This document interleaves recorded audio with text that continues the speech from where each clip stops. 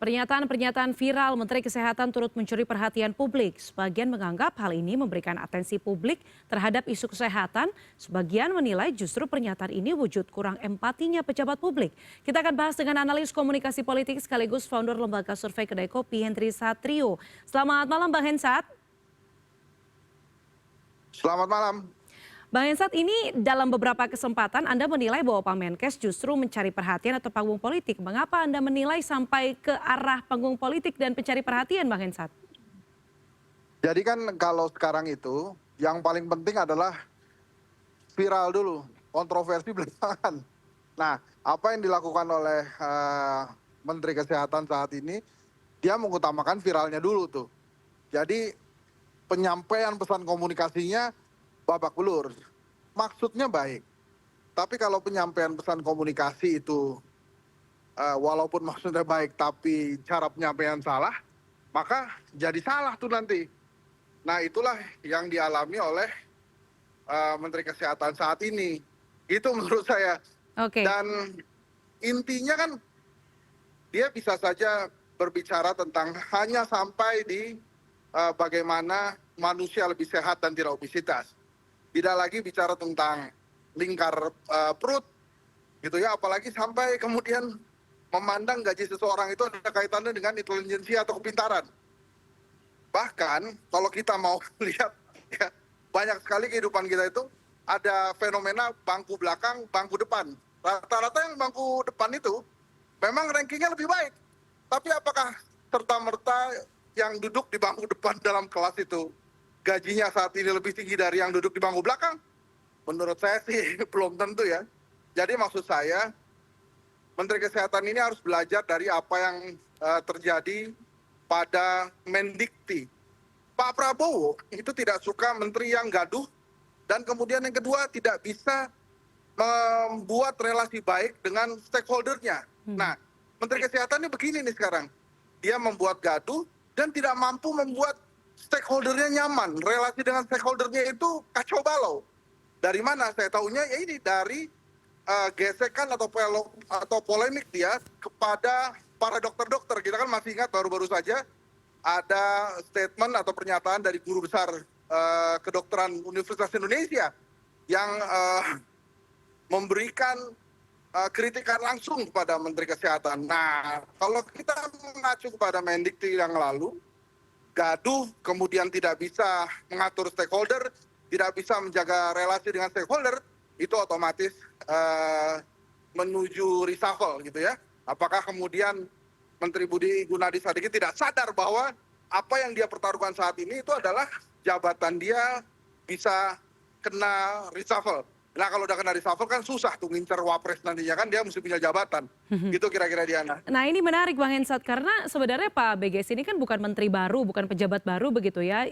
Ia juga merupakan Menteri Kesehatan di Kabinet Presiden Joko Widodo di periode sebelumnya. Nah, apakah memang komunikasinya yang kerap viral, yang tadi Anda sebutkan kerap membuat gaduh, ini memang karena ingin memberikan atau memiliki panggung politik sendiri untuk dirinya sendiri, atau seperti apa sih Bang? Jadi menurut saya yang dia lakukan saat ini adalah murni untuk mencari perhatian. Jadi membangun panggung politiknya sendiri. Tapi ya itu tadi, karena pesan-pesan komunikasinya relatif tidak tertata dengan baik, kemudian penyampaiannya juga mengundang kontroversi, ya otomatis akhirnya yang ada adalah juga kontroversi-kontroversi di masyarakat. Nah, itu kan sebetulnya tidak perlu dia lakukan bila pesan komunikasinya dilaksanakan atau disampaikan dengan baik. Misalnya dia menyampaikan tentang bagaimana cara hidup sehat, ya sudah cukup di situ gitu. Hidup sehat begini-begini, begitu-begitu gitu ya. Ya memang dia bukan seorang dokter, itu juga harus dipahami. Jangan sampai kemudian dia masuk ke ranah yang tidak bisa dia pertanggungjawabkan. Jadi kalau tentang pintar itu gaji 5 juta, tidak lebih pintar dari 15 juta, menurut saya sih enggak juga gitu ya. Staff-staff di kedai kopi gajinya ada yang tinggi, ada yang tidak terlalu tinggi, cuma semuanya pinter kok gitu. Nah, kemudian tentang lingkar celana juga demikian gitu ya. Untung aja saya bukan di 3334 Diana.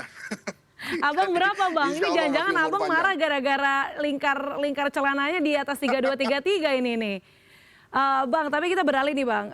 Selain BGS menurut Penting Anda, saya sedang berusaha untuk hidup sehat nih Diana sekarang. oke. Saya sedang berusaha untuk hidup sehat, tapi saya agak krem-krem sedikit nih, jangan sampai kemudian turunnya terlalu banyak sampai di 32. Waduh bahaya saya. Lewatin Oke. 33, 34 dulu kan aduh. Ini jangan-jangan Deg-degan. Bang Hensat diet karena pernyataan Pak Menkes ini ya. Tapi kita kembali ke topik Bang. Ini selain BGS yang menurut Anda begitu ya. Ini memang mungkin sebagian orang menilai terlalu jauh begitu bicara soal 2029. Tapi menurut Anda, apakah sudah ada tokoh lainnya di Kabinet Merah Putih yang sudah mulai memanaskan mesin menuju 2029? Entah itu mengincar posisi presiden atau mungkin nominasi wakil presiden, Bang Hensat? Oh ada, salah satunya misalnya Gubernur Jawa Barat itu juga demikian ya, sudah mulai membuat kegaduhan-kegaduhan. Nanti ya kita lihat saja siapa yang kemudian lebih dibaikin. Hanya memang kan begini, kalau semuanya belajar dari Pak Jokowi itu memulai sesuatu dengan hal baru. Maka citra dia kemudian menjadi positif di masyarakat dan akhirnya dia bisa terus langgeng menjadi Presiden Republik Indonesia gitu kira-kira. Oke, berarti kalau di Kabinet Merah Putih selain Pak BGS yang mungkin kerap membuat gaduh ini menurut Bang Hensat belum ada Bang yang memanaskan mesinnya menuju 2029? Saya rasa belum ya, masih semuanya berkonsentrasi untuk bekerja baik demi Pak Prabowo. Bahkan Pak Prabowo saja melarang pendukungnya berbicara tentang 2 periode. Dia menggarisbawahi saya tidak akan maju kalau pekerjaan saya tidak berhasil atau kurang baik dinilai masyarakat. Itu kan sebuah contoh yang sudah luar biasa dari Presiden Prabowo ya. Dia baru saja bekerja, baru 6 bulan lebih sedikit gitu ya. Tolong jangan bicara tentang 2 periode. Harusnya itu digarisbawahi juga bagi para pembantunya. Jangan dulu bicara tentang 2 periode, selesaikan dulu apa yang bisa diselesaikan. Kita kira kan begitu. Bila masyarakat menilai baik, maka baru bicara 2 periode. Gitu Diana. Oke, Bang, kalau tadi kita bicara soal kasuistik begitu ya, soal Pak Menkes yang pernyataannya viral, komunikasinya tadi Anda sebutkan viral, kontroversial, membuat gaduh begitu, tetapi saya mau lihat lebih besarnya Bang, menurut Anda dari penilaian Anda ini soal komunikasi politik para pejabat di Kabinet Merah Putih, karena kita tahu sebelumnya ada Bang Hasan Asbi dengan Kepala Babi kepada teman-teman di Tempo, kemudian pada saat kalau tidak salah seminggu setelah dilantik Kabinet Merah Putih, Pak Yusril juga menyebutkan blunder begitu ya soal pelanggaran HAM berat. Nah ini menurut Anda komunikasi politik para pejabat di Kabinet Merah Putih seperti apa? Mungkin Anda bisa nilai dari 1 sampai 10. Ya kalau Pak Prabowo kan menilainya 6 ya. Bahkan Pak Prabowo berkali-kali pasang badan, ini salah saya. Saya menilai yang penting kita kerja-kerja, kemudian nanti rakyat bisa menilai kita secara positif. Cuma kan ternyata nggak demikian ya. Pak Prabowo menyadari betul, bahkan dia pasang badan kalau ada anak buah saya yang salah, itu salah saya. Karena saya meminta mereka terus bekerja, bekerja, dan bekerja. Nah tapi Pak Prabowo juga sudah memperbaiki bahwa ternyata komunikasi itu penting.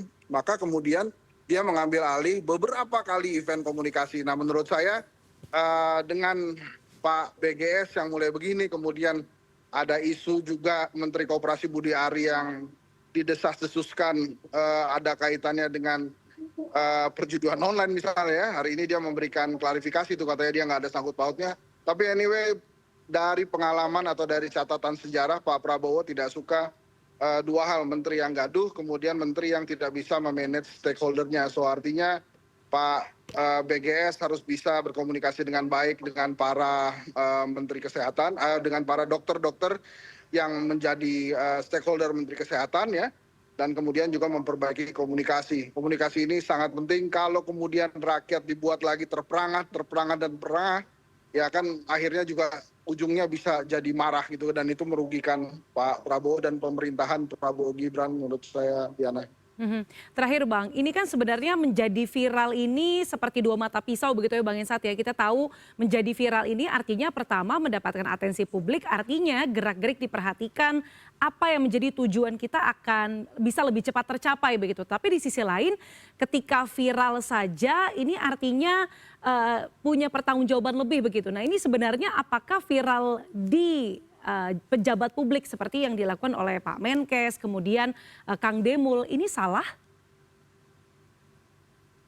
Ya sama sekali tidak salah, hanya penyampaian dan strateginya harus tepat. Kang Deddy Mulyadi yang dijuluki gubernur konten misalnya ditegur banyak pihak pada saat berdialog dengan seorang anak SMP atau anak SMA saya lupa tentang bagaimana kehidupan si anak gitu ya, akhirnya mereka berdebat dan lain-lain, itu kan juga menjadi kerugian tersendiri gitu buat yang memviralkan. Jadi artinya selalu ada strategi komunikasi dalam memviralkan. Kontroversi mungkin sekali-sekali bisa menjadi buah dari strategi komunikasi, tapi kalau keseringan akhirnya jadi blunder. Kalau menurut saya gunakan saja memang strategi komunikasi yang tepat. Kan ada strategi komunikasi yang mengatakan pesan komunikasi itu tergantung dari siapa yang menyampaikan, siapa yang menerima, kapan disampaikan, kemudian dampaknya apa. Nah itu harus selalu diperhatikan bagi para pejabat. Bila tidak perlu bicara, jangan bicara. Kalau perlu bicara ya sebatas dengan apa yang menjadi topiknya. Sekarang orang-orang mulai mengingat, udah wajarlah Menteri Kesehatan bicara begitu. Karena backgroundnya bukan seorang dokter ya, tapi nggak gitu juga gitu ya. Jadi artinya silakan sampaikan pesan-pesan komunikasi yang baik, sampaikan dengan cara yang tepat, sehingga dampak yang didapatkan juga baik dan tepat gitu kira-kira, Diana. Baik, harus diperbaiki supaya tidak banyak bikin gaduh dan tentu fokus pada kerja begitu Bang Hensat ya. Terima kasih atas hari ini dialognya founder lembaga survei Kedai Kopi sekaligus analis komunikasi politik Bang Henry Satrio. Terima kasih Bang, selamat malam. Terima kasih, Selamat malam.